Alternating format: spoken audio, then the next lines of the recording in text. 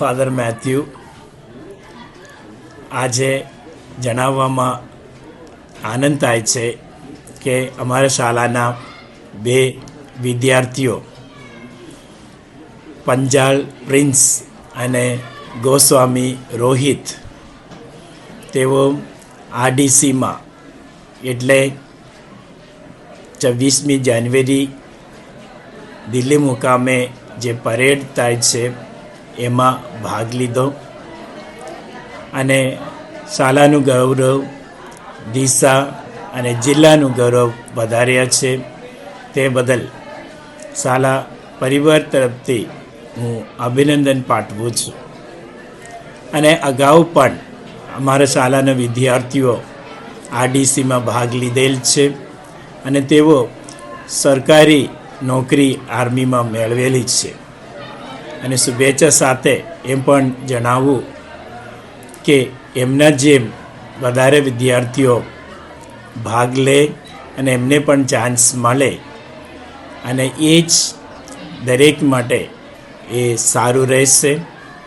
એટલે દરેકને ફરી એકવાર શાળા તરફથી શુભેચ્છા પાઠવું છું.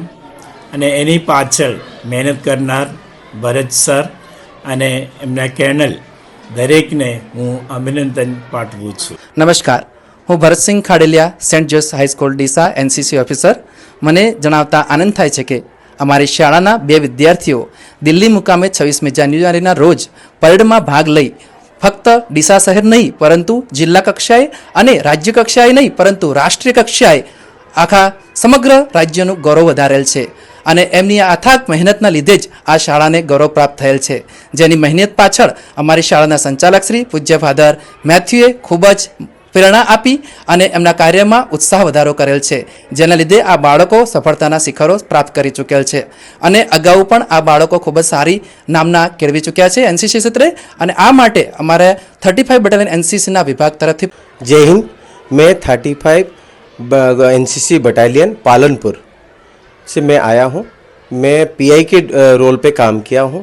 एक जो कैडेट जो जाते हैं आरडीसी में, वो बहुत कड़ी मेहनत के बाद ही सिलेक्शन होते हैं। और सिलेक्शन तब होते हैं जब जिस भी स्कूल कॉलेज से जो भी कैडेट जाते हैं उनकी जो कड़ी मेहनत एएनओ सर की, प्रिंसिपल की, जो भी उनकी जो एनसीसी का जो पीआई स्टाफ है, तो उनकी कड़ी मेहनत के बाद ही इनको उपलब्ध होता है।